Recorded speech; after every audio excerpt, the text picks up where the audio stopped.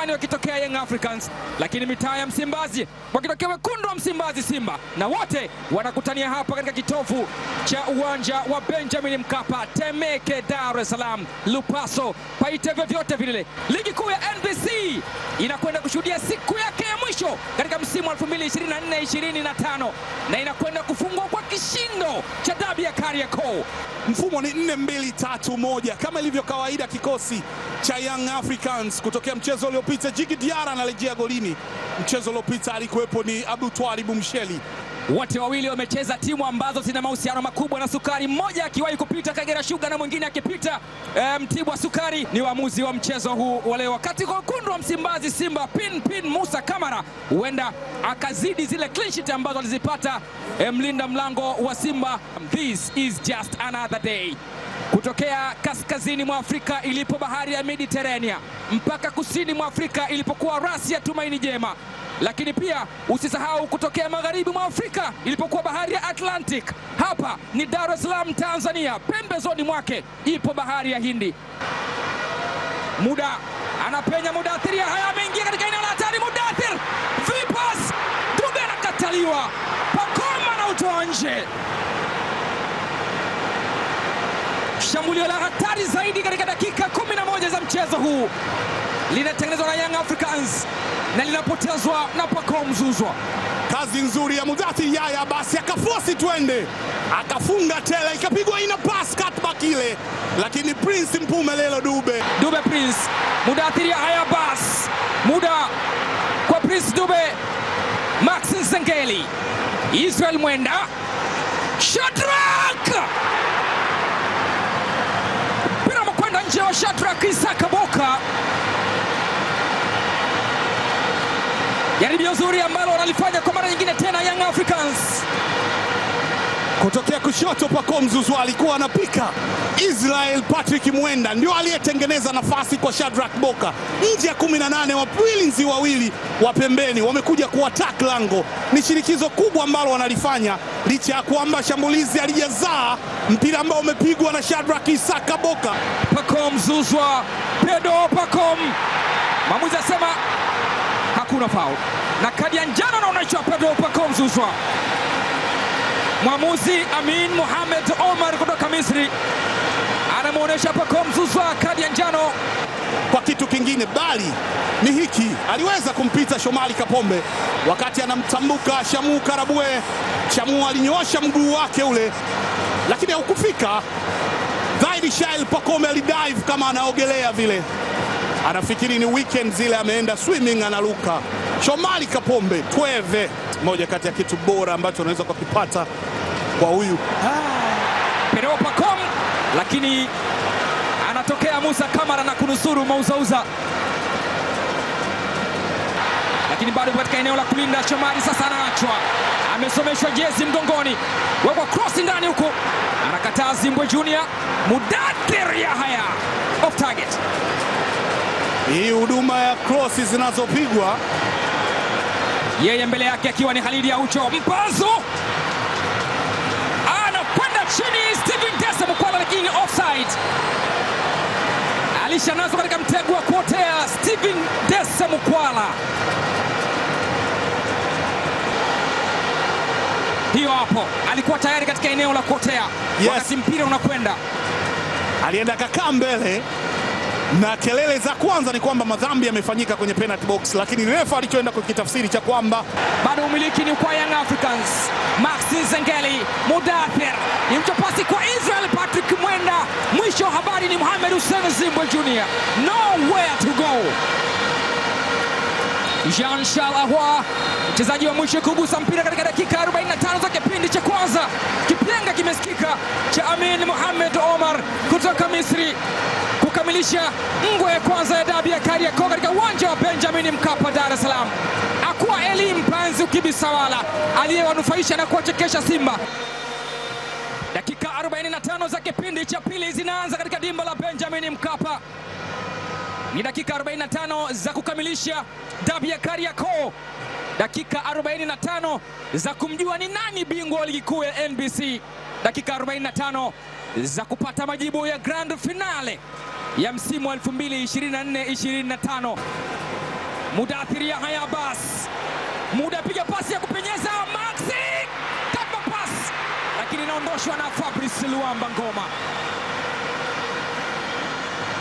Maxim pia Nzengeli alikwisha ingia katika eneo la hatari, lakini Fabrice Luamba Ngoma akafukia kaburi kabla ya maiti kutumbukizwa ndani. Kazi nzuri iliyofanywa na golikipa, huwezi kuacha kusifu kwa sababu wa kuangalia nini kitatokea nyuma, akapunguza goli na faida imekuwa walinzi walikuwepo na wakaondosha hatari ile. Shambulizi la hatari dakika za kwanza mapema kipindi cha pili. Clement Francis Mzize chika pasi ndani huko, amepita Mudathir Yahya Abbas. Kitu bora ambacho unaweza kukiona kutoka kwa Mohamed Hussein. Mudathir Yahya Abbas analalamika kwenye nguzo ile. Clement Mzize akaingia kwenye nafasi kwa utulivu zaidi, akapiga pasi ndani, akaikosa Chefondo Malone, lakini Yusuf Kagoma. Salim Abdallah Mhene pamoja na mwenyekiti wa Simba Murtaza Mangungu wako hapa miongoni mwa viongozi waandamizi wa Simba.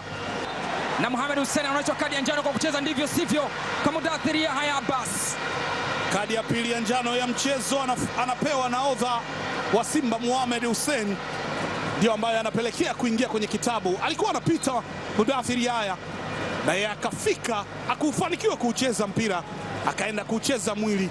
Mwamuzi yuko karibu na akawapa faida wanaostahili. Mohamed Hussein. Eli Mpanzu, Ngoma Fabrice, bado mali yuko mguuni. Eli Mpanzu Kibisawala,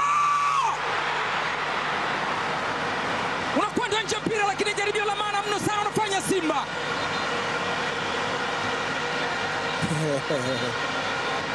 Alienda dakika chache akafyatuka shuti lile. Djigui Diarra amekunjua mbavu, lakini imeenda kugonga nje ya chuma. Eli Mpanzu, volcano kidogo ilipuke, mlima unatetemeka, imegoma kutoka. Djigui Diarra ameukosa. Fadlu Rahman Davis. Ngoma Fabrice, ipigwa pasi kwa Jean Charles Ahoua, nje. Kipindi cha pili baada ya mabadiliko ni kama Simba wameamka hivi, na ni wakati wa Jean Charles Ahoua ya midfield maestro. Fabrice Luamba Ngoma inamkuta MVP Jean Charles Ahoua, lakini shuti lile aliyofunika juu ya kamba za kiatu zile limegoma kuziona nyavu, anatikisa mashavu. Nyota wa zamani wa Maritzburg United na joto la ukocha amelianzia behind the defense. Pacome Zouzoua, mwamuzi anasema ni foul. Yamechezeka madhambi kwa Pedro Pacome Zouzoua, na mwamuzi anafunika kwamba ni mkwaju wa penalty. Kipenga chake kimesikika akisema kwamba ni madhambi yamechezwa ndani ya eneo la penalty. And yes, it was inside the penalty area. Pacome Zouzoua aliucheza mpira, lakini mwili wa Musa Kamara uka-obstruct, ukamzuia njia. Pero Pacome Zouzoua,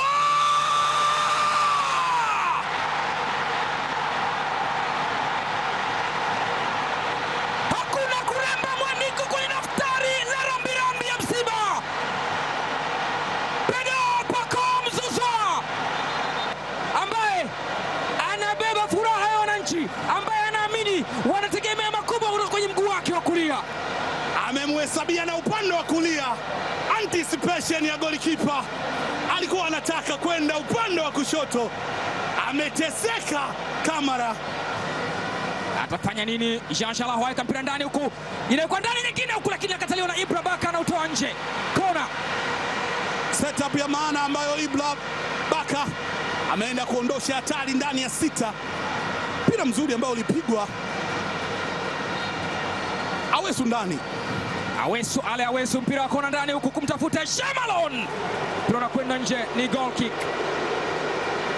Shambulizi jingine ambalo linafanywa na Simba kwenye kutafuta kujibu. Haya, ameuzima tena Clement Francis Mzize, yuko tena upande wake pembeni. Mzize ametaka kumaliza kazi mwenyewe. Clement Mzize, nafasi ya kuandika goli la pili anaipoteza. Wameshika vichwa mashabiki wa Young Africans, 4 dhidi ya 2. Clement Mzize, pasi yake imekataliwa ile cutbox. Mzize, Abuya Pacome. Kwenye blind side alikuwepo Clatous Chota Chama, alikuwepo Mudathir Yahya Abbas. Ubinafsi yeye anasema kusikia. Ana kazi kubwa sana ya kufanya katika kurejea kwa vitasa Julai 26 dhidi ya Selemani Kaniki. Wanamwachia Simba. Pacome. Shambulio la Young Africans, anaekewa Clement Francis Mzize.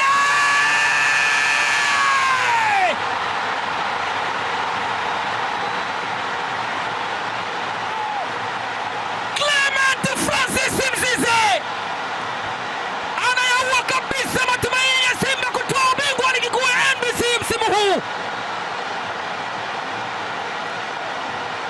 Anafanya kile ambacho wana Young Africans walikuwa wanakisubiri kutoka kwake. Top striker kwa sasa, jezi nambari 24 Clement Francis Mzize, Mwita Walid anakutana uso kwa uso na Pinpin Kamara, anamwambia kama clean sheet umezoea kuzipata ni kwa kwingine, sio hapa.